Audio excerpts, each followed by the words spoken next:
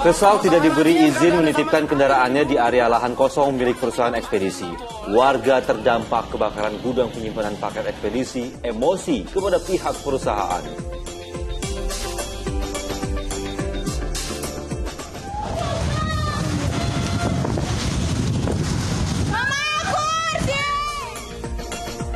Angin puting beliung menerjang kawasan permukiman di Kolaka, Sulawesi Tenggara hingga membuat panik warga.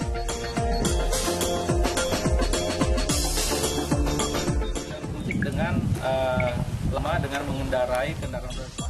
Aparat gabungan Polda Jawa Tengah terus menyelidiki temuan mayat pria yang merupakan saksi kunci korupsi. Sebelumnya korban ditemukan terbakar dan termutilasi di pantai Marina Semarang.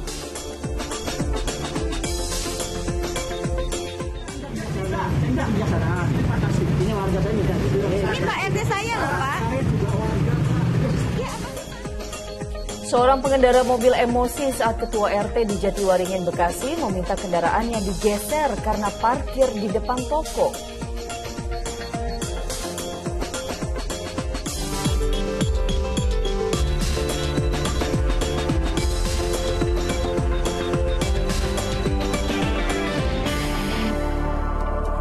Halo, selamat pagi. Senang sekali saya Dani Maulana. Dan saya Pratiwi Kusuma kembali hadir menjumpai Anda pagi hari ini, edisi Selasa 13 September 2022. Ya, TV dan pemirsa, dalam 1,5 jam ke depan kami hadir dengan rangkaian informasi dan peristiwa terbaru yang telah dihimpun tim redaksi kami hingga dini hari tadi. Langsung saja kita awali informasi di Fokus Pagi. Ya, kita awali dari informasi terkait kebakaran. Pemirsa, warga terdampak kebakaran gudang penyimpanan paket ekspedisi di Depok mengamuk kepada pihak perusahaan. Ya, mereka kesal karena tidak diberi izin untuk menitipkan kendaraannya di area lahan kosong milik perusahaan ekspedisi. Kami di sini. Ibu gimana kan toleransi sama sekali? Saya korban. Warga korban terdampak kebakaran di gudang penyimpanan paket di Cimanggis, Depok ini kesal karena pihak ekspedisi melarang warga menitipkan kendaraan mereka di dalam area lahan kosong.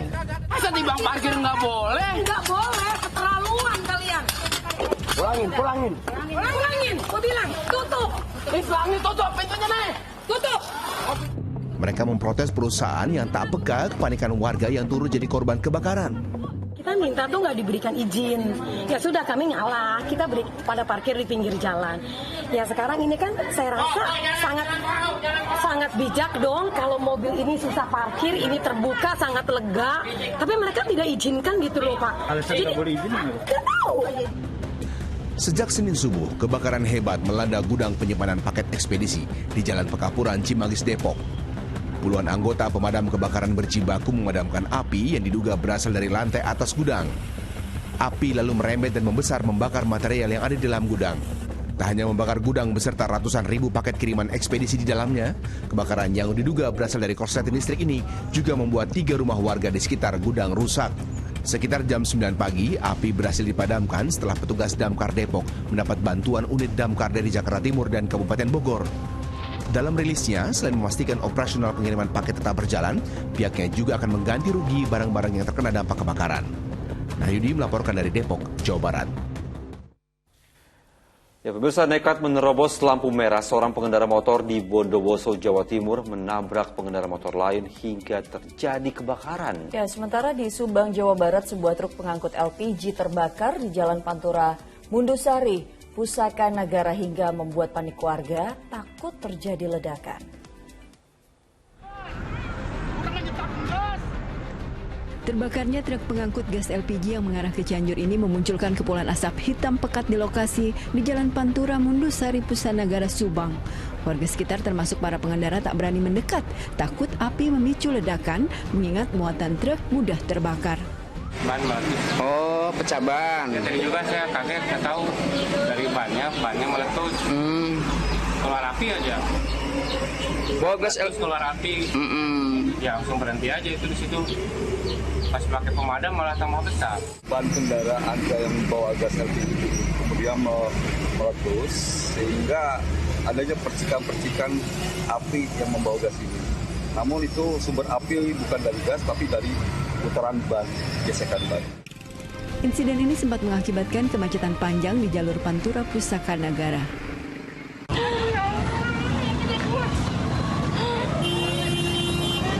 Bondowoso, Jawa Timur, tabrakan antara dua sepeda motor memunculkan terjadinya kebakaran.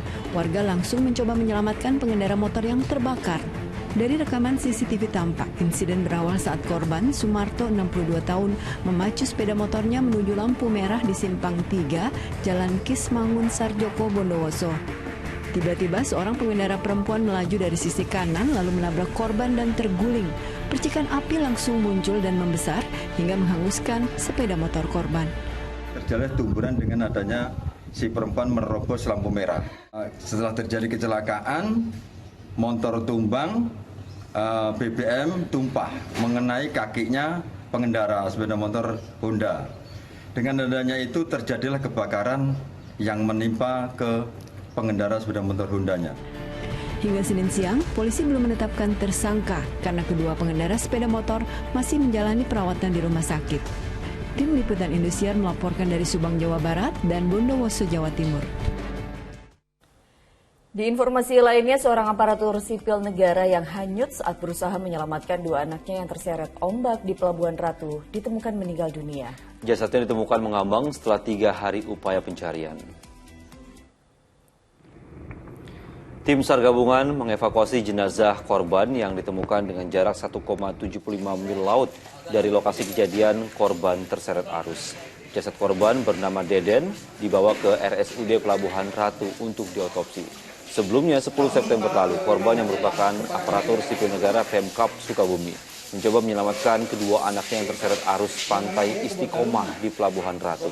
Kala itu 2 anaknya selamat, sedangkan korban hilang terseret ombak pasang. Ya, pemirsa, sejumlah laporan menarik masih akan hadir usai kumandang azan subuh untuk wilayah Ibu Kota DKI Jakarta dan sekitarnya. Ya, diantaranya adalah informasi polisi menetapkan 2 santri pesantren Gontor sebagai tersangka kasus penganiayaan hingga menyebabkan korban meninggal dunia. Tetaplah bersama kami di Fokus Pagi.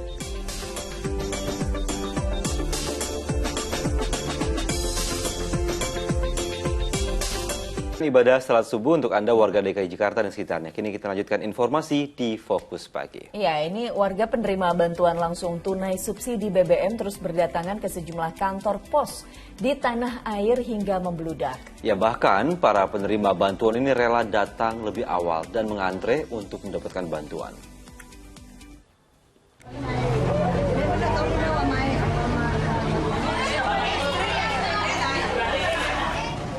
Antrean dan membludaknya warga menjadi pemandangan umum di sejumlah kantor pos, diantaranya di cabang Gunung Sitoli.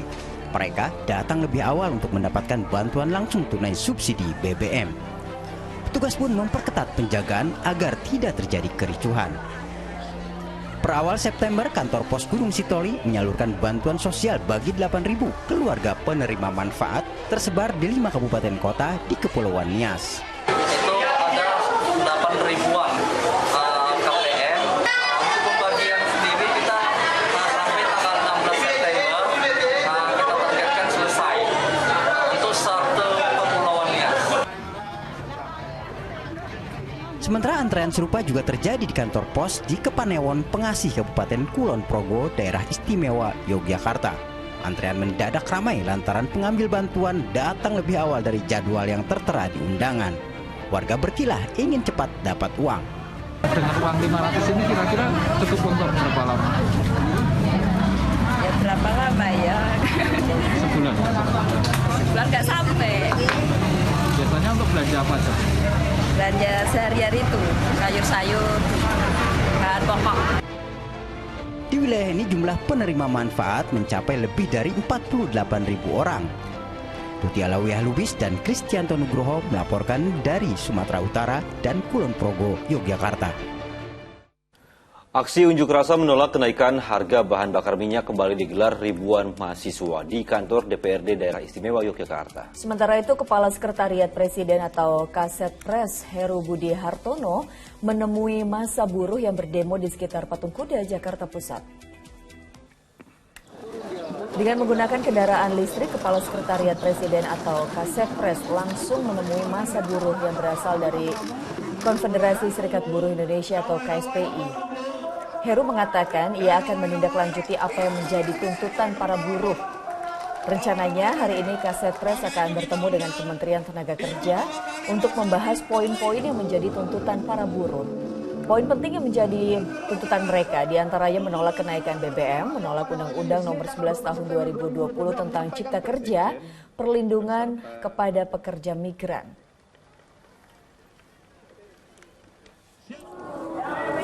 Sementara itu ribuan mahasiswa dari berbagai kampus di Yogyakarta menggelar aksi unjuk rasa menolak kenaikan harga BBM di depan kantor DPRD Daerah Istimewa Yogyakarta. Masa diperkenankan masuk ke halaman kantor Wakil Rakyat usai ditemui salah satu wakil ketua DPRD DIY.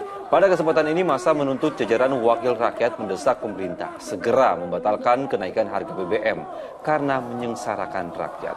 Wakil ketua DPRD DIY berjanji akan menyurati Presiden dan DPR RI untuk segera mengabulkan aspirasi mahasiswa.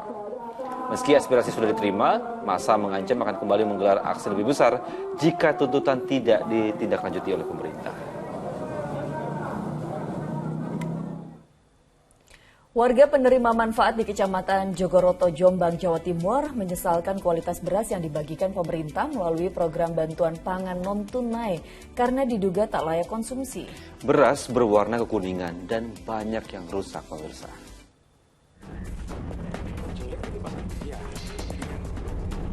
Inilah kondisi beras yang diterima oleh keluarga penerima manfaat di Desa Tambar, Kecamatan Jogoroto, Jombang, Jawa Timur. Beras berwarna kekuningan dan diduga tak layak konsumsi atau berkualitas jelek. Apabila dimasak pun tidak ada rasanya. Beras ini diambil oleh keluarga miskin dari setiap agen yang sudah ditentukan oleh pemerintah di setiap desa. Setiap keluarga mendapat 25 kg beras sejak akhir Agustus kemarin. Selain itu, warga juga menerima sembako lain berupa bawang merah, bawang putih, telur, dan daging ayam. Warga berharap beras yang diduga tidak layak konsumsi tersebut dapat diganti dengan beras layak konsumsi sehingga dapat dimasak. Kondisinya ke beras lawas atau beras masih sudah lama, kalau dipesusi, dicuci itu nggak ada lerinya, jadi nggak bening langsung. Terus kalau dimakan sepok, nggak ada rasanya sama sekali. Kuning sama remuk. Terus? Pecah, bau, nggak bau mas, tapi rasanya ampang ngoten loh. Berarti nggak bisa dimasak? Nek dimasak nih rasanya nggak ada rasanya gitu loh. Hingga saat ini belum ada penggantian beras dari pihak pemerintah atau dinas sosial selaku penanggung jawab penyaluran bansos bantuan pangan non-tunai. Dwi Mujarso melaporkan dari Jombang, Jawa Timur. Seorang pengendara mobil yang sedang parkir di depan sebuah toko di wilayah Jatiwaringin, Pondok Gede, Kota Bekasi, Jawa Barat tidak terima saat dirinya diminta mundur oleh pemilik toko. Pengendara itu justru marah dan mengaku sebagai keluarga besar polisi hingga menghebohkan masyarakat luas. Bahkan Menko Polhukam Mahfud MD ikut menanggapi hal ini.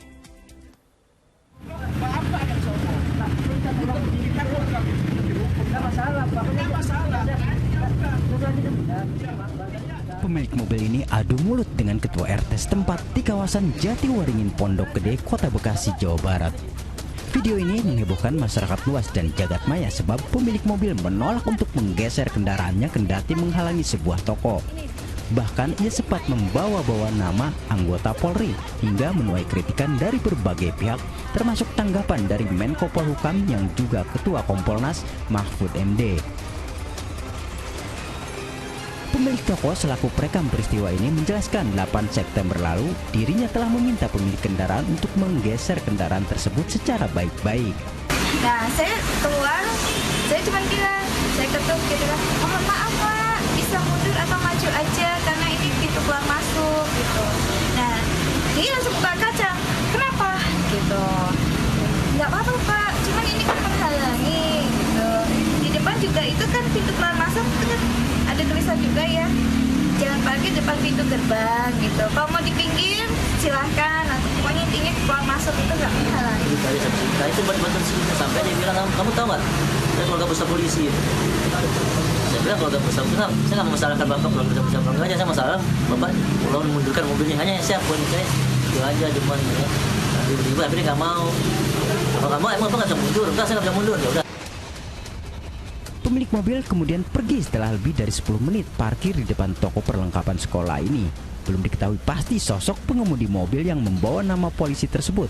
Kini warga berharap tidak ada kendaraan parkir sembarangan di Jalan Raya Jatiwaringin sebab kawasan ini selalu padat dengan arus lalu lintas. Awang Darmawan melaporkan dari Bekasi, Jawa Barat. Kita ke informasi lainnya, pemirsa, polisi akhirnya menetapkan 2 santri Pondok Pesantren Modern Darussalam Gontor sebagai tersangka kasus penganiayaan.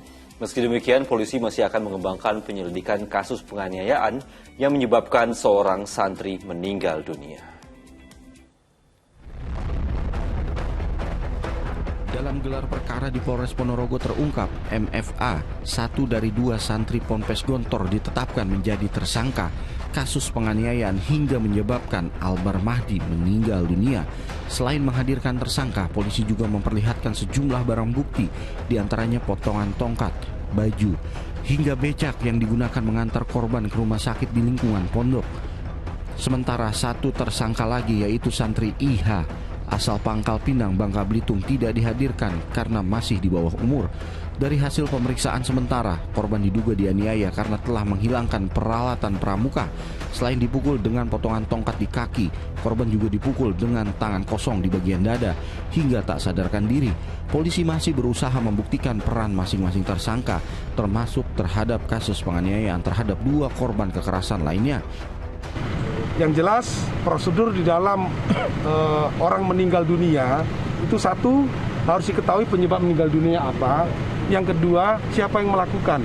Hal ini akan kami dalami dan proses masih berjalan. Dan kami mengharapkan kerjasama dari semua pihak sehingga masalah ini bisa menjadi terang dan proses penegakan hukum tetap berjalan.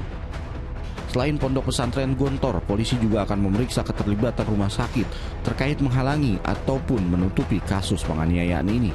Dirgo Suyono melaporkan dari Ponorogo, Jawa Timur. Kita beralih ke informasi lain. 2 kelompok pelajar di kota Kendari, Sulawesi Tenggara terlibat tawuran. Polisi yang datang berhasil mengamankan puluhan pelajar yang terlibat tawuran tersebut.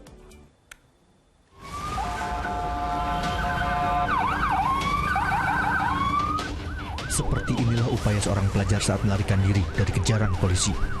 Pelajar ini diduga terlibat tawuran di Jalan Ahmad Yani, Kota Kendari, Sulawesi Tenggara. Usahanya pun sia-sia. Setelah lelah berlari, ia pun akhirnya tertangkap.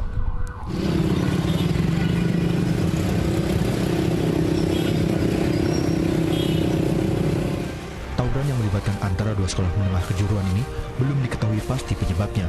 Namun, ulah mereka membuat sejumlah pengendara panik dan ketakutan.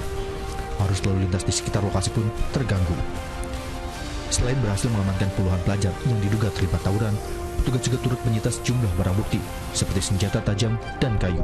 Nah, kami mengamankan di Polsek Mandonga ini untuk menginventarisir, untuk memberikan pembinaan dari kami.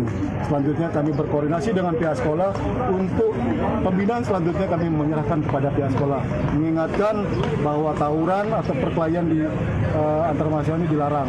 Mereka sudah berjanji tidak akan mengulangi. Insya Allah kami akan bekerja sama dengan pihak sekolah yang ada di Kota Kendari ini untuk mengantisipasi adanya kegiatan tawuran antar pelajar ini. Puluhan pelajar itu langsung dibawa ke kantor polisi untuk diberi pembinaan, kemudian diserahkan kepada orang tua masing-masing.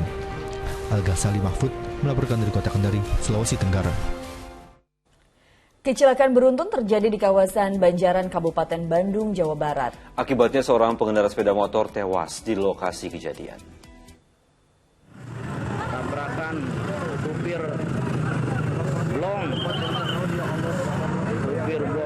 Inilah rekaman video amatir warga sesaat usai kecelakaan maut terjadi di Jalan Raya Banjaran, Pangalengan, Kabupaten Bandung, Jawa Barat. Sebuah kamera pengawas juga merekam detik-detik kecelakaan beruntun ini. Nampak truk tangki pengangkut minyak sawit yang melaju dari arah Pangalengan tiba-tiba pindah jalur dan menabrak seorang pengendara sepeda motor yang datang dari arah berlawanan. Truk baru terhenti setelah menabrak rumah warga dan minibus yang terparkir. Akibatnya, pengendara sepeda motor tewas di lokasi kejadian, sementara 4 orang penghuni rumah selamat dan seorang menderita luka ringan. Nah, pas itu kan ada 4 orang di sini tuh, bapak, ya saya, sama 2 teman di sini yang mengambil barang tenda buat acara Agustusan. Yang satu mah yang ngasih tahu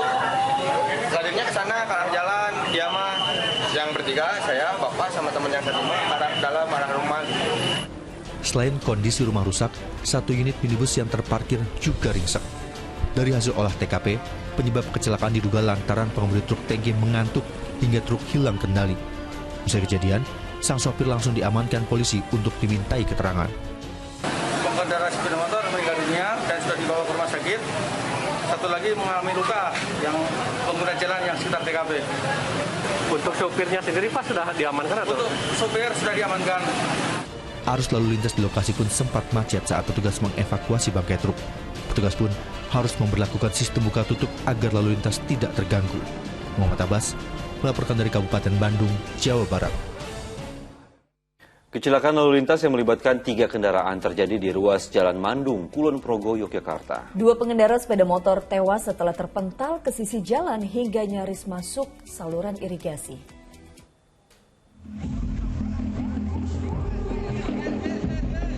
Proses evakuasi korban kecelakaan lalu lintas di Jalan Mandung, Pengasih, Kulon Progo ini berlangsung sulit lantaran posisinya di lereng terjal.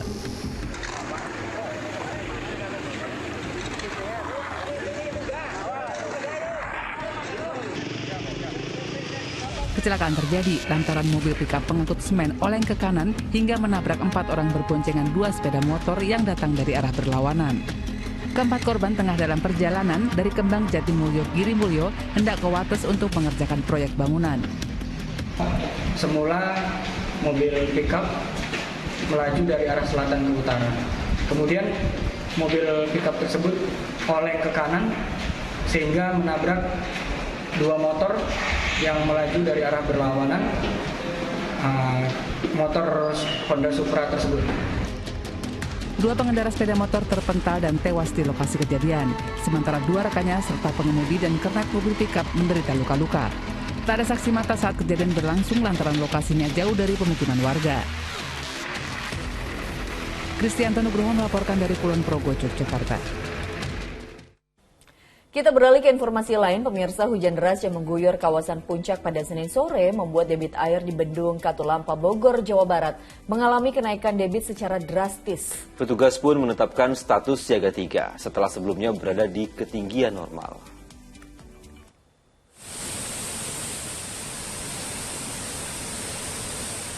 Debit air Bendung Katulampa, Bogor, Jawa Barat mengalami kenaikan. Awalnya berada dalam kondisi normal yaitu 20-30 cm. Tiba-tiba melonjak hingga masuk ketinggian 130 cm atau status siaga 3. Kondisi ini terjadi setelah kawasan Puncak dilanda hujan deras sejak Senin sore. Petugas pun menghimbau agar warga yang tinggal di bantaran Kali Ciliwung waspada dengan intensitas hujan yang kerap terjadi pada sore hari. Harapan kami warga yang ada di hilir Kota Bogor, arah Depok dan kawasan Jakarta tetap waspada dan siaga menjelang musim hujan di kawasan Bogor sampai Depok dan hujan lokal Jakarta ini yang harus kita waspadai. Kita sudah koordinasi dengan BMKG dengan dinas-dinas terkait dan Kota Bogor, Depok dan DKI Jakarta agar waspada untuk warga yang di hilir. Diprediksi debit air sebanyak 216.000 liter per detik akan tiba di kawasan hilir Jakarta pada 9-12 jam ke depan atau Selasa pagi. Namun saat ini ketinggian air pun mulai berangsur surut usai hujan kembali mereda di kawasan Puncak. Iwan Kurniawan melaporkan dari Bogor, Jawa Barat. Di informasi berikutnya, angin kencang yang menyertai hujan deras membuat sejumlah rumah warga di Magelang, Jawa Tengah porak-poranda. Kejadian serupa juga melanda permukiman di Kolaka, Sulawesi Tenggara hingga membuat warga panik dan histeris. Ya Allah. Hembusan angin kencang ini membuat warga panik hingga mereka histeris dan melantunkan doa. Dahsyatnya tiupan angin langsung memorak-porandakan rumah-rumah warga di Pu'u Bunga, Kolaka, Sulawesi Tenggara, Senin sore. Bahkan jaringan listrik pun ikut rusak. Usai kejadian, petugas gabungan bersama warga berjuang keras memperbaiki rumah dan menggeser sebuah bangunan ke tempat semula.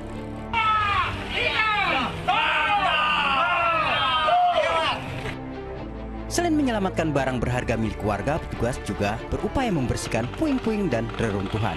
Kena angin puting beliung sekitar jam 3 lah. Yang rusak satu ya. TV rusak dengan kulkas ada rusak. Mama kursi.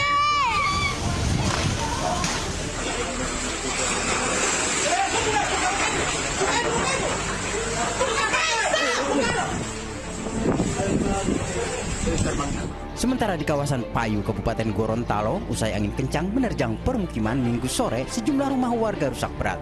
Pusaran angin kencang membuat kaca jendela pecah hingga ratusan atap rumah berbahan seng hilang terbawa angin. Rimba sendiri Pak, yang tadi juga alhamdulillah yang turun di lokasi termasuk Bapak Bupati dari Perkim ada, Dinas Sosial ada. Tapi rata-rata yang dibutuhkan di sini itu hanya seng, kayu balok, sama paku. Di kawasan Windusari, Magelang, Jawa Tengah, warga juga langsung berhamburan keluar rumah sesaat angin kencang memorak-porandakan sejumlah bangunan, termasuk rumah-rumah warga. Terjangan angin pada Senin sore itu sempat membawa terbang atap rumah serta atap bangunan pusat penampungan sampah organik. Tim Liputan melaporkan. Ya, banjir yang merendam ribuan rumah warga di Kabupaten Katingan, Kalimantan Tengah kian parah menyusul tingginya intensitas curah hujan sejak kemarin. Warga korban banjir juga berharap pemerintah bisa segera menyalurkan bantuan, khususnya pangan.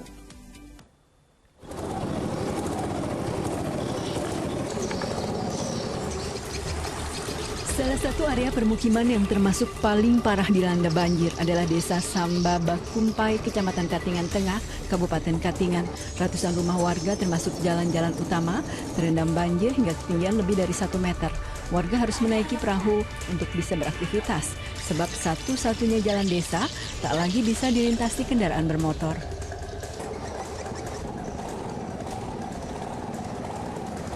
Ironisnya banjir telah bolak-balik datang. Bulan ini saja tercatat banjir telah 3 kali terjadi. Bulan ini aja sudah hampir 3 kali nih. Tiap minggu. 1 minggu sudah 2 kali Mas. Sekarang ini mungkin hampir 70 cm sudah sekarang dalam rumah. Kalau di jalan Mbak? Di jalan tuh sudah hampir 1,5 meter tuh. Warga korban banjir berharap uluran bantuan khususnya bantuan pangan segera datang.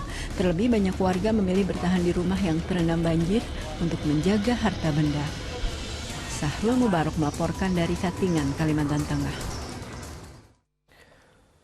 Kita beralih ke informasi lain. Komisi Kode Etik Polri menjatuhkan sanksi mutasi bersifat demosi 1 tahun terhadap Barada Sadam setelah terbukti melakukan perbuatan tercela. Mantan ajudan Kadif Propam Ferdi Sambo tersebut terbukti mengintimidasi jurnalis saat meliput di lokasi tempat kejadian pembunuhan Brigadir Yosua.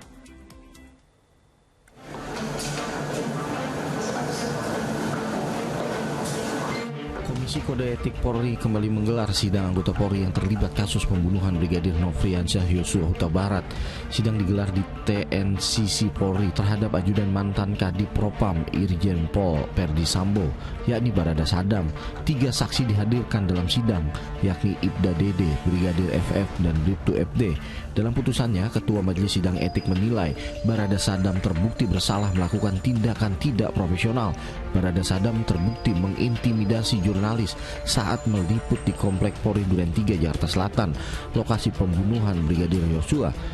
Terbukti secara sah dan meyakinkan melanggar 1. Pasal 5 ayat 1 huruf B Perpol nomor 7 tahun 2022 tentang Kode Etik Profesi dan Komisi Kode Etik Polri yang berbunyi setiap pejabat Polri dalam etika kelembagaan wajib menjaga dan meningkatkan citra, soliditas, kredibilitas, reputasi, dan kehormatan Polri.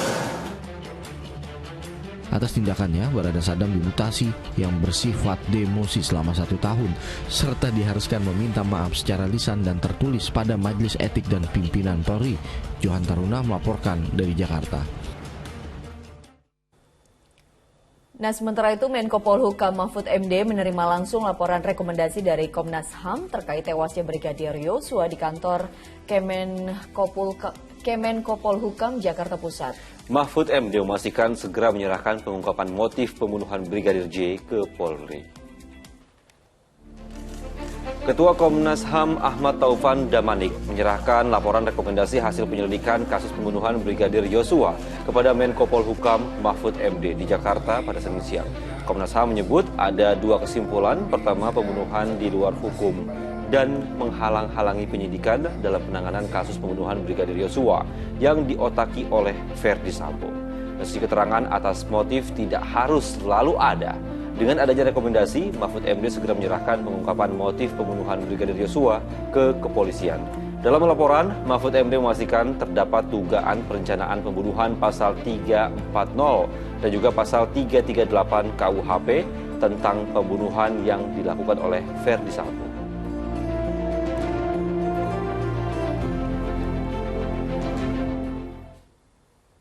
Aparat gabungan Polda Jawa Tengah terus selidiki temuan mayat pria yang merupakan saksi kunci korupsi. Ya, sebelumnya korban ditemukan terbakar dan termutilasi di kawasan Marina, Semarang. Fokus Pagi segera kembali.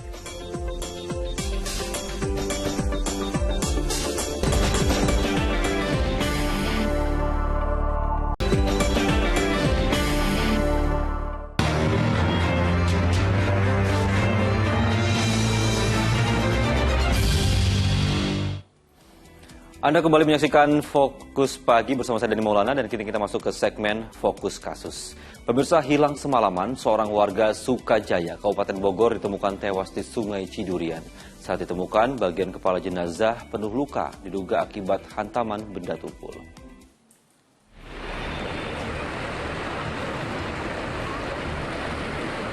Lokasi di perairan sungai. Jasad pria ini ditemukan warga Cigudeg sudah meninggal dunia di aliran Sungai Cidurian, Kabupaten Bogor, Senin pagi. Saat ditemukan, kondisinya masih berpakaian lengkap dan bagian kepala penuh luka diduga akibat hantaman benda tumpul. Saat olah TKP diketahui jasad pria itu berinisial AD warga Sukajaya yang berumur 32 tahun. Sebelum ditemukan tewas, korban sempat dilaporkan menghilang sejak Minggu sore oleh keluarganya. Bapaknya korban mengatakan bahwa kemarin sore pukul 17 korban meninggalkan rumah dan tidak kembali sampai sekarang.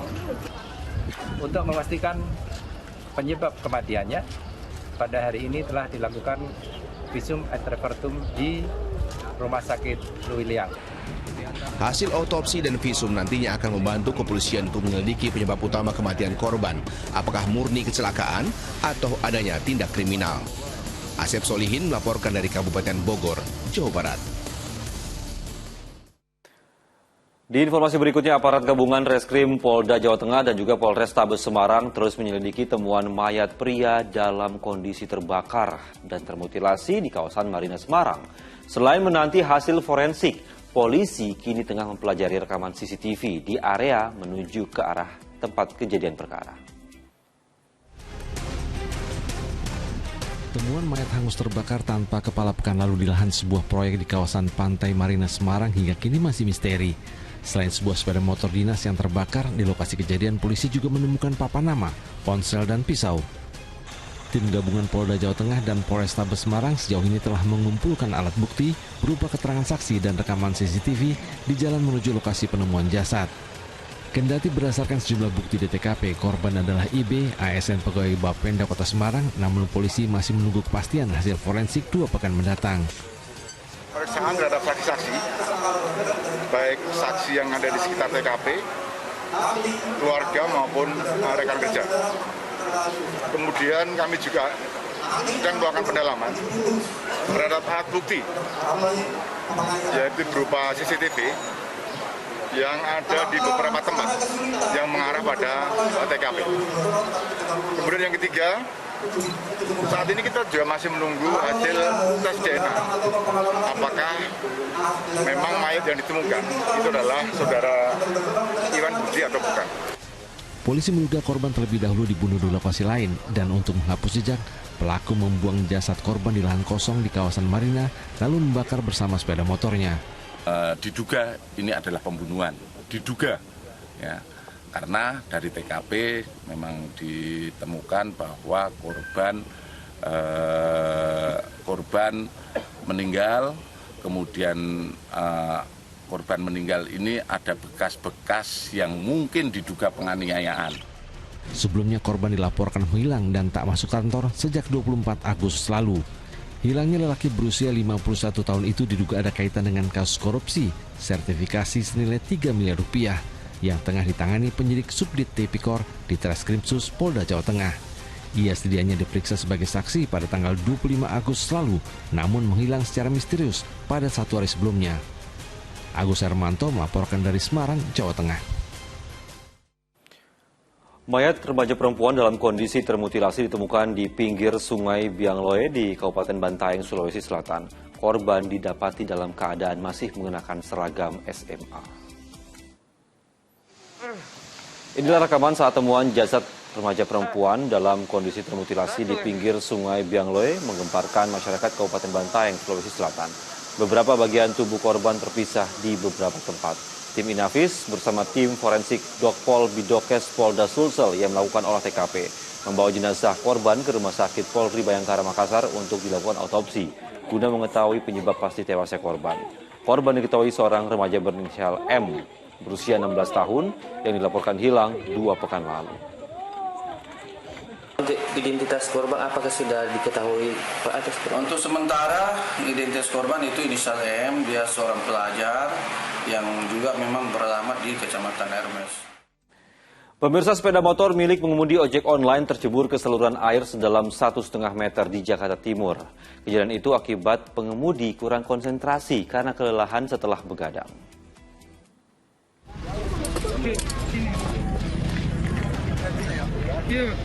Inilah evakuasi sebuah sepeda motor milik pengendara ojek daring yang tercebur ke saluran air sedalam 1,5 meter di kawasan Halim Perdana Kusuma, Makassar, Jakarta Timur. Evakuasi dengan cara mengangkat sepeda motor dengan alat tripod, lalu mengaitkan tali ke badan motor. Setelah beberapa menit, sepeda motor secara perlahan berhasil dievakuasi. Terceburnya sepeda motor ini terjadi karena sang pengemudi diduga kurang hati-hati saat berkendara. Mungkin kelelahan mungkin dia habis ngalong mungkin sampai malam, pas nikung jatuh dia masih respon, dilempar motornya jatuh. Dia bingung karena posisi jalan dari petugas damkar dan evakuasi. Kejadian ini menjadi pelajaran agar selalu berhati-hati dan konsentrasi dalam berkendara. Triwibowo melaporkan dari Jakarta. Polisi membekuk pasangan kekasih yang mencuri berangkas berisi uang tunai ratusan juta rupiah milik selebgram Dara Arafah. Terungkap saat pencurian ART Dara Arafah itu dipandu oleh kekasihnya. Pelarian pasangan kekasih ini terhenti usai polisi menangkap keduanya di lokasi berbeda yakni Ciracas, Jakarta Timur dan Banyumas, Jawa Tengah. Tersangka wanita merupakan ART selebgram Dara Arafah yang baru bekerja selama 3 bulan. Dara mempekerjakan ART-nya itu usai berkenalan di media sosial. Saat mencuri berangkas, ART yang bernama Mursidah itu dipandu oleh kekasihnya melalui telepon. Kotak penyimpanan uang itu lalu dikirim melalui angkutan travel ke Cilacap, Jawa Tengah. Polisi menyita barang bukti diantaranya uang tunai di dalam berangkas sejumlah 789 juta rupiah, linggis dan gergaji. Penyidik dari Subdit Jatandras telah menangkap para pelaku. Ada 2 pelaku, satu wanita atas nama Musridah alias Sri, umur 52 tahun, pekerjaan asisten rumah tangga korban. Perannya adalah mengambil berangkas dari rumah korban dan mengirimkannya kepada tersangka satu lagi. Kini pasangan kekasih ini terancam hukuman 7 tahun penjara. Kasus pencurian ini terkuak saat CCTV tetangga Dara Arafah merekam pria yang memasukkan berangkas ke mobil. Sementara Mursidah mengamati situasi di depan rumah Dara, Jalan Kelapa Muda, Tugu Utara, Koja, Jakarta Utara. Usai mencuri, Mursidah langsung meminta berhenti bekerja sebagai ART dengan alasan orang tua meninggal. Tim Liputan melaporkan. Sebanyak 16 orang di Palembang ditangkap polisi karena diduga terlibat aksi begal dengan modus berpura-pura melakukan aksi tawuran. Salah seorang diantaranya disergap di tempat persembunyiannya.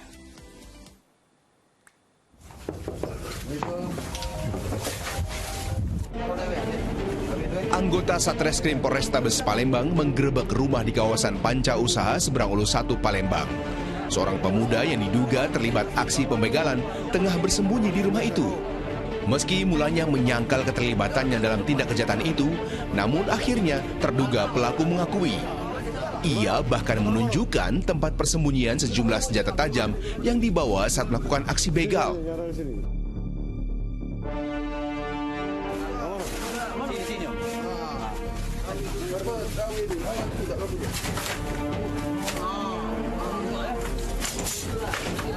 Selain terduga pelaku, polisi juga mengamankan 15 orang lainnya yang terlibat aksi begal tersebut. Mereka awalnya pura-pura tawuran dan menuding korban sebagai musuhnya. Mereka lalu merampas motor dan barang berharga milik korban. Rencananya mereka mau melakukan aksi, ada yang tawuran, ada yang mau begal juga. Karena kita alhamdulillah juga mengamankan ada pedang, ada gear motor, ada beberapa alat-alat yang memang sajam kita amankan dan kita proses sesuai dengan nanti aturan perundang-undangan yang berlaku. Jika melakukan tindak kejahatan, mereka terancam pidana 9 tahun penjara karena dugaan melakukan pencurian dengan kekerasan. Dedi Irwansyah melaporkan dari Palembang, Sumatera Selatan. Di informasi berikutnya, untuk menghindari kejaran patroli polisi, puluhan pengendara motor yang hendak menggelar balap liar di kawasan Lenteng Agung lari tunggang langgang. Salah seorang pengendara motor yang hilang kendali menabrak tiang listrik hingga mengalami luka parah.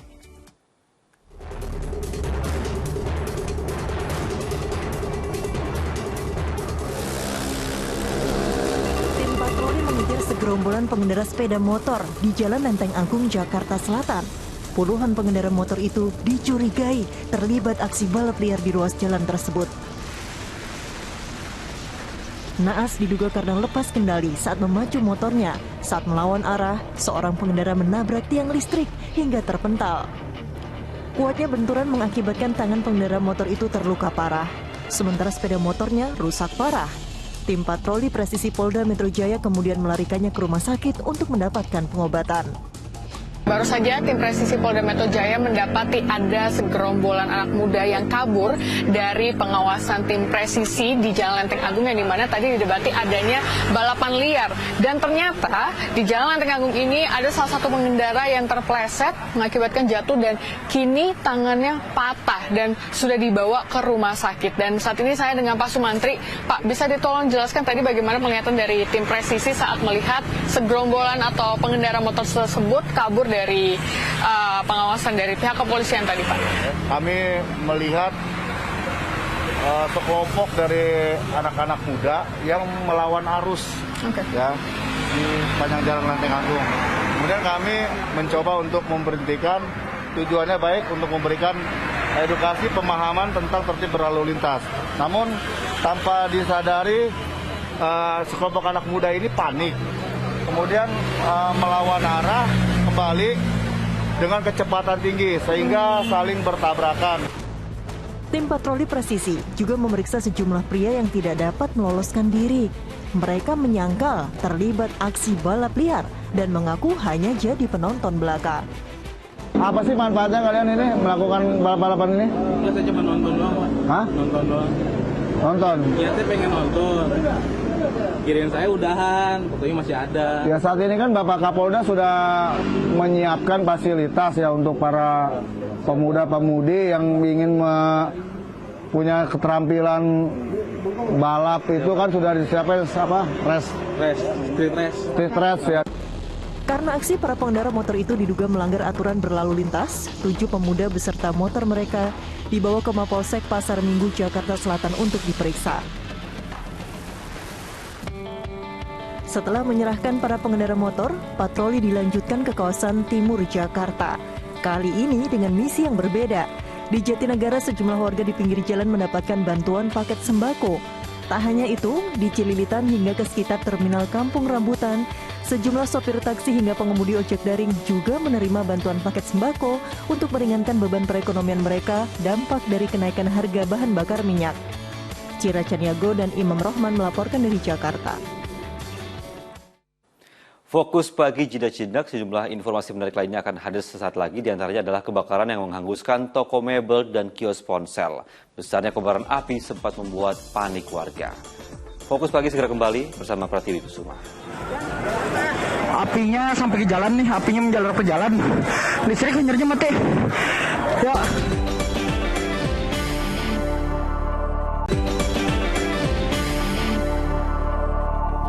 Anda kembali menyaksikan Fokus Pagi bersama saya Pratiwi Kusuma. Pemirsa, sesosok bayi perempuan yang masih hidup ditemukan di dalam tenda warung nasi goreng di Jalan Lodan Raya, Pademangan, Jakarta Utara. Sebelum bayi ditemukan, warga sempat melihat seorang pria pengendara sepeda motor meletakkan tas jinjing di dalam warung yang sedang tutup.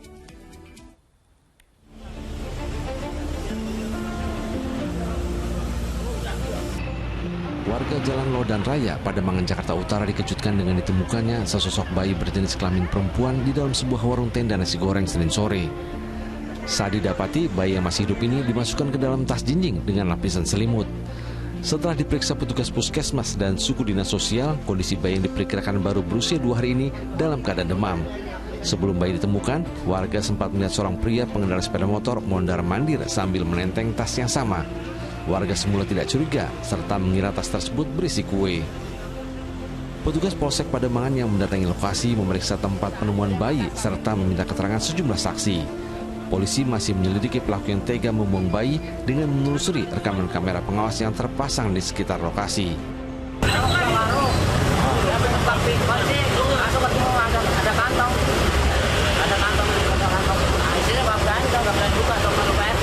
Terus apa isinya, Pak? Ada apa tuh? Ada sakit bayi, tapi masih nggak nangis. Mengingat kondisi bayi demam, petugas puskesmas dan suku dinas sosial membawanya ke rumah sakit untuk mendapatkan penanganan medis. Muhammad Nur melaporkan dari Jakarta. 2 toko di Banjarmasin hangus terbakar akibat dilalap si jago merah. Kebakaran juga melanda sebuah pabrik botol kaca di Jakarta Timur pada Senin malam. Inilah suasana kebakaran yang terjadi di lantai 3 sebuah pabrik botol kaca di Jalan Raya Bekasi Cakung, Jakarta Timur pada Senin malam. Sebanyak 10 mobil pemadam dikerahkan untuk memadamkan api. Api akhirnya bisa dipadamkan 1 jam kemudian.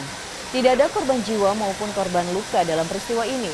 Dugaan sementara api berasal dari salah satu mesin di ruang produksi. Sementara di kota Banjarmasin, Kalimantan Selatan, kobaran api disertai asap pekat menghanguskan toko berbahan kayu. 2 diantaranya bangunan toko mebel dan 1 toko ponsel.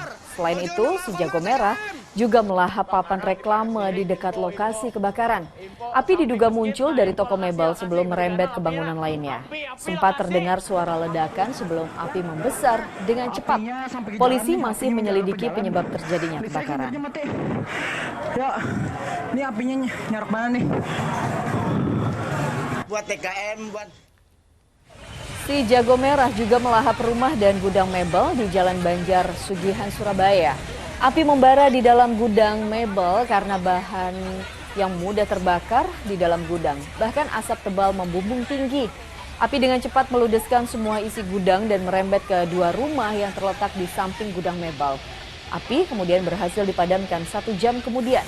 Penyebab kebakarannya diduga dari korek api yang dimainkan anak kecil mengenai busa atau spons. Pemirsa, 1 dari 2 pelaku pencurian motor dengan modus melempar bom ikan atau bondet di Rumah Sakit Umum Daerah Tongas, Probolinggo, Jawa Timur diringkus polisi. Pelaku dibekuk di sebuah rumah dalam kondisi tangannya terluka akibat ledakan bondet yang mengenai dirinya sendiri.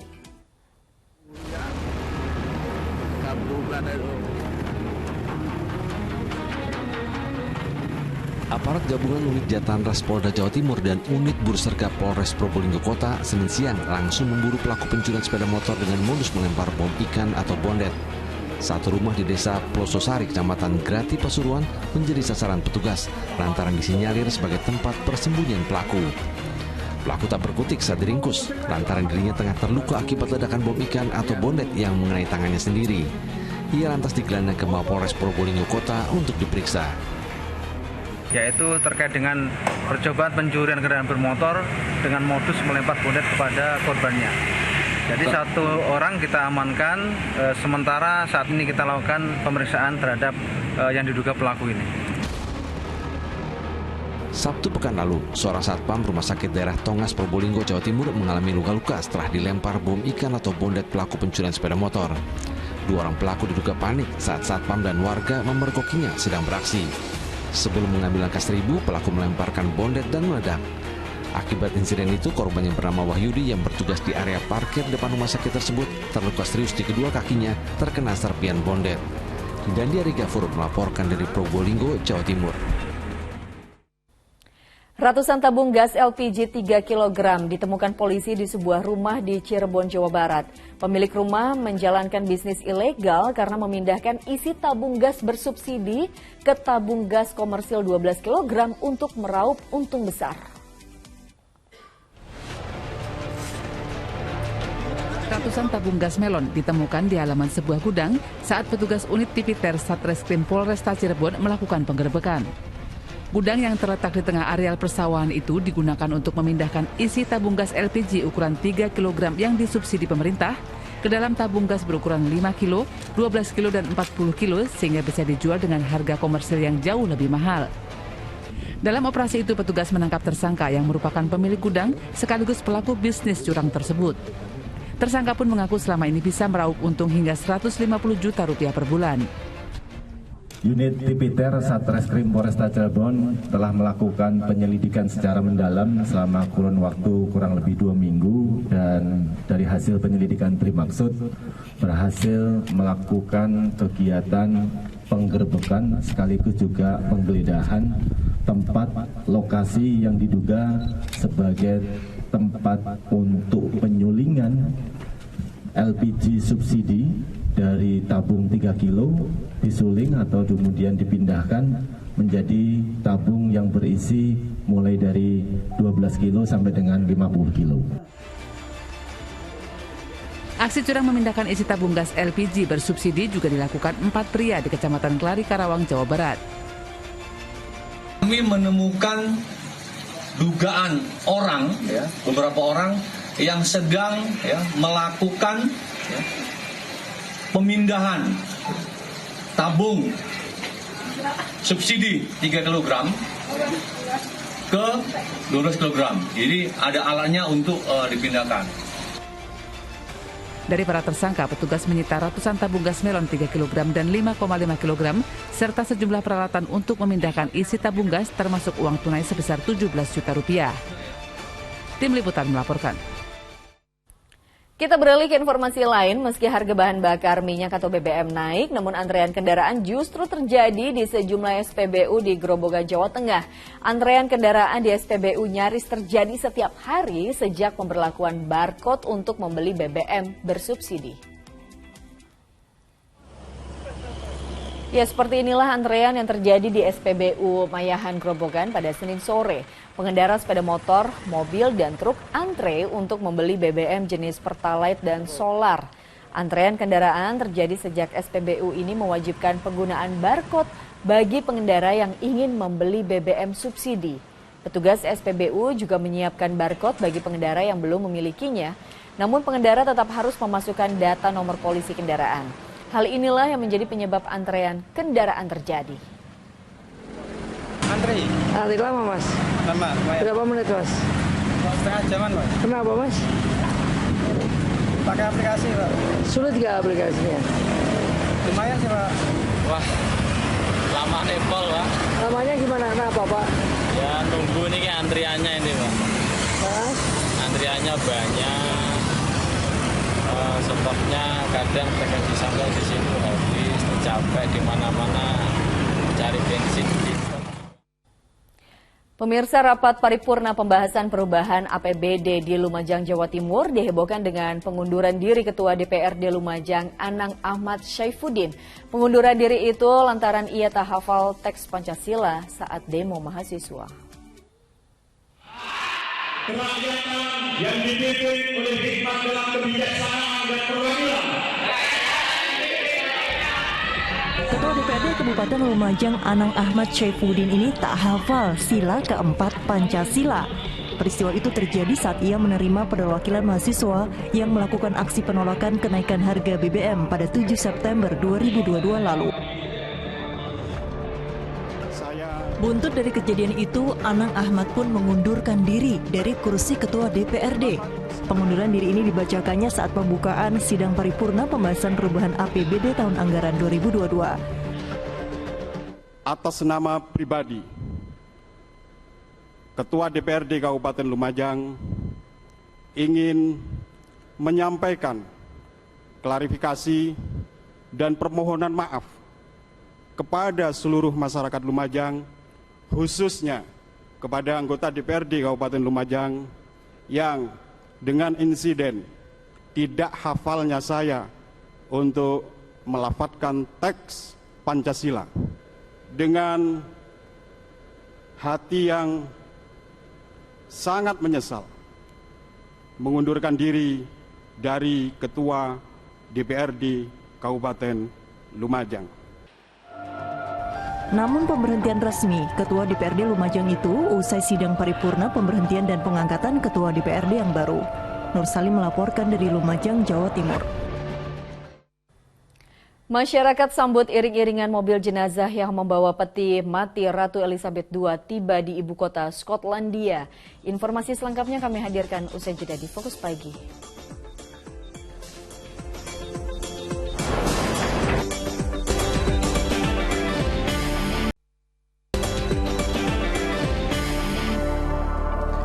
Anda kembali menyaksikan Fokus Pagi bersama saya Dani Maulana. Ya, dan saya Pratiwi Kusuma. Kita lanjutkan informasi di pagi hari ini. Jelang masa berakhirnya jabatan Anies Baswedan sebagai Gubernur DKI Jakarta, DPRD menggelar rapat Badan Musyawarah guna menetapkan jadwal Rapimgab pembahasan calon PJ Gubernur. Ya, Rapimgab membahas 3 nama calon penjabat sementara Gubernur yang sedianya berlangsung pada Selasa pagi. Rapat Badan Musyawarah DPRD membahas penetapan jadwal Rapimgab terkait 3 nama calon penjabat gubernur. Nama-nama tersebut sebelumnya telah beredar luas di masyarakat. Di antaranya adalah Sekretaris Daerah Provinsi DKI Marullah Matali, Kepala Sekretariat Kepresidenan Heru Budi Hartono, dan juga Deputi 4 Kepala Staf Kepresidenan Bidang Informasi dan Komunikasi Politik Yuhri Ardiantoro. Calon penjabat gubernur akan diserahkan kepada Kemendagri paling lambat pada 16 September mendatang atau 30 hari sebelum masa jabatan Gubernur DKI Jakarta Anies Baswedan berakhir 16 Oktober 2022. Pemirsa, Menko Polhukam Mahfud MD membenarkan adanya kebocoran data di pemerintah menyusul upaya peretasan data oleh hacker asal Polandia, Bjorka. Ya, Mahfud MD memastikan kebocoran data diduga bukan dokumen rahasia Indonesia, melainkan data yang terbuka untuk umum.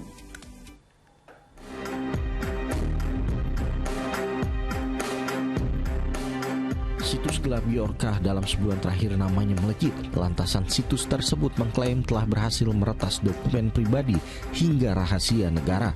Sontak peretasan data Bjorka membuat pemerintah Indonesia melalui Menko Polhukam Mahfud MD membahas dan mendalami kasusnya. Mahfud MD membenarkan adanya data pemerintah yang bocor berdasarkan laporan dari Badan Cyber Sandi Negara atau BSSN. Namun Mahfud memastikan data yang bocor bukan dokumen rahasia negara. Jadi, belum ada yang membahayakan dari isu-isu yang muncul itu kan itu yang sudah ada di koran tiap hari lainnya yang jadi presiden ini begini kan cuma itu aja. Nggak ada yang rahasia negara itu kalau saya baca tadi yang beredar itu, sehingga itu bisa saja kebetulan sama dan kebetulan bukan rahasia juga karena kami cuma dokumen dasar. Sementara Menteri BUMN Erick Thohir memastikan siap bekerja sama dengan para hacker yang kebetulan merasa kurang mendapat apresiasi pemerintah. Daripada saling membocorkan data yang tak layak dipublikasi, Erick Thohir juga tak marah menjadi korban doxing hacker Bjorka yang telah menyebarkan data pribadinya. Dan saya berharap tentu tadi pemerintah bekerja sama, para hackers pun yang kebetulan merasa kurang diapresiasi, bicara juga mulai kepada pemerintah. Ya, supaya kita daripada saling menjatuhkan bangsa kita, justru bagaimana kita justru membangun bangsa kita, karena era digital ini sudah hadir di kita.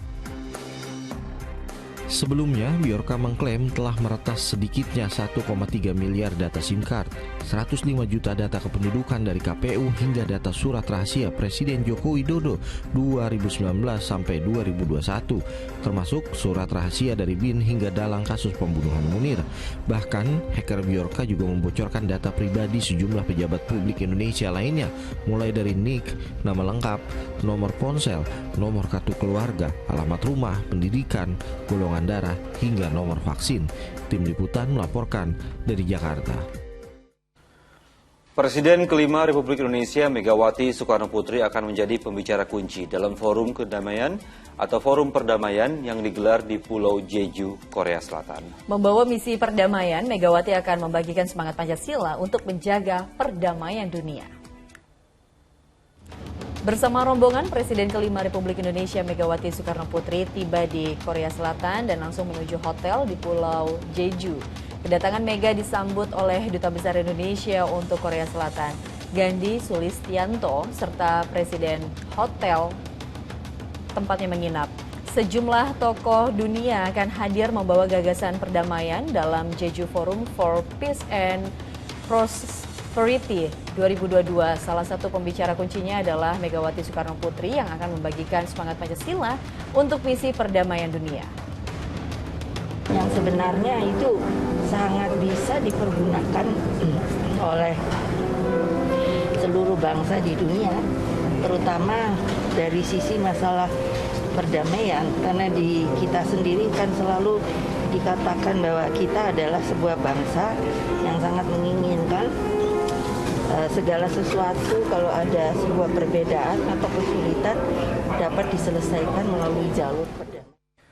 Dari berita luar negeri, pemirsa, mobil jenazah yang membawa peti mati Ratu Elizabeth II tiba di ibu kota Skotlandia, Edinburgh, pada hari Senin. Ya, jenazah Ratu Elizabeth II disemayamkan di Katedral Edinburgh sebelum diterbangkan ke London hari ini untuk memberi kesempatan masyarakat memberikan penghormatan.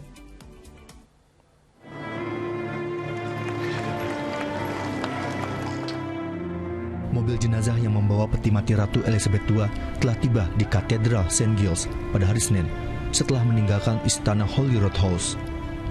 Raja Charles III dengan mengenakan seragam tentara bersama Putri Anne, Pangeran Andrew, dan Pangeran Edward berjalan di belakang mobil jenazah menuju Katedral St. Giles, diapit oleh rombongan pembawa dari Resimen Kerajaan Skotlandia dan Detasmen Pengawal Tubuh Raja di Skotlandia, Royal Company of Archer. Jalan-jalan di Edinburgh dipadati oleh masyarakat yang berdiri terpaku dalam keheningan saat iring-iringan perlahan-lahan melewati mereka. Peti jenazah sang ratu akan tetap berada di katedral sampai hari Selasa, sehingga anggota masyarakat dapat memberikan penghormatan sebelum dibawa ke London. Rencananya, Putri Anne akan mendampingi mendiang ibunya saat diterbangkan kembali ke London. Peti jenazah Ratu Elizabeth II akan dibawa dari Bandara Edinburgh ke Istana Buckingham. Jenazah Ratu Elizabeth II akan disemayamkan di Westminster Hall selama 4 hari sebelum upacara pemakaman berlangsung pada tanggal 19 September 2022.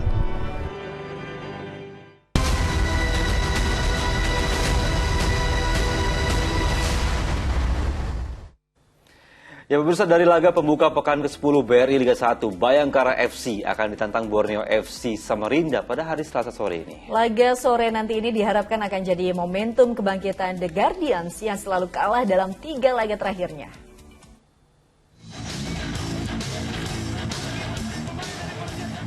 Laga berat akan dijalani Bayangkara FC yang harus berhadapan dengan Borneo FC Samarinda pada pekan ke-10 BRI Liga 1 di Stadion Wibawa Mukti, Kabupaten Bekasi, Selasa sore. 3 kekalahan beruntun membuat The Guardians duduk di posisi 14 klasemen sementara. Hal itu kontradiktif dengan performa Bayangkara dalam beberapa musim terakhir yang selalu bertengger di papan atas. Namun hal itu bukanlah perkara mudah. Borneo FC Samarinda menjelma jadi tim yang patut diperhitungkan di BRI Liga 1 musim ini. Dari 9 laga, Pesut Etam memetik 6 kemenangan, sekali seri, dan 2 kekalahan, yang membuatnya bertengger di posisi 5 klasemen sementara. Pada laga nanti, rotasi pemain kemungkinan akan dilakukan Borneo demi mengantisipasi padatnya jadwal. Bayangkara dengan musim ini juga saya pikir tidak bisa dianggap enteng, karena memang karakter Bayangkara saya sudah tahu dari dulu, memang tampil ngotot, tampil ngeyel, nah itu juga yang ingin kita ladeni itu. Target 3 poin tetap diusung Borneo demi menjaga peluang bersaing di papan atas klasemen. Tim Liputan melaporkan. Nanti coba. Ya pemirsa, Timnas Indonesia U19 terus berlatih menjelang laga perdana di kualifikasi Piala Asia U20 kontra Timor Leste. Ya, namun ada yang menarik di sela-sela latihan kalau aksi jahil pelatih Sinteyong tertangkap kamera saat memimpin anak asuhnya berlatih. Ya, inilah aksi jahil pelatih Timnas Indonesia U19 Sinteyong yang memukul kaki pemainnya saat memimpin latihan jelang laga perdana kualifikasi Piala Asia U20 di Surabaya. Awalnya pelatih asal Korsel itu tampak berkeliling sambil membawa tongkat berwarna kuning. Namun dengan penuh canda, dia memukul kaki pemainnya. Salah satu yang jadi korban adalah Kakang Rudianto. Sinteyong memang pelatih yang gemar bercanda. Hal itu dilakukan untuk melepas ketegangan jelang laga penting tim nasional Indonesia. Ya, Indosiar, rumah sepak bola Indonesia. Saksikan kualifikasi AFC U20 Asian Cup Uzbekistan 2023 mulai hari Rabu 14 September pukul 19.30 waktu Indonesia Barat. Live dan eksklusif di Indosiar dan juga di video. Iya, laporan tadi sekaligus menutup kebersamaan kita dalam Fokus Pagi hari ini. Jangan lupa untuk tetap kencangkan protokol kesehatan. Kita juga bisa menyaksikan info terkini cegah corona hanya di video dan unduh aplikasinya sekarang. Ya, pemirsa, ayo dukung operasi katarak, hernia, donor darah, dan juga khitan gratis bagi warga tak mampu di sejumlah tempat di Indonesia. Sampaikan kepedulian kita melalui rekening BCA di nomor 162-633-8888 atas nama Yayasan Pundi Amal Peduli Kasih. Kepedulian kita adalah harapan mereka. Dan usai Fokus Pagi, jangan lewatkan untuk menyaksikan program Mega Series Panggilan. Ya, mewakili tim redaksi dan kerabat kerja yang bertugas, saya Pratiwi Kusuma. Dan saya Dani Maulana pamit undur diri. Selamat pagi, selamat beraktivitas, jaga kesehatan selalu, dan sampai jumpa.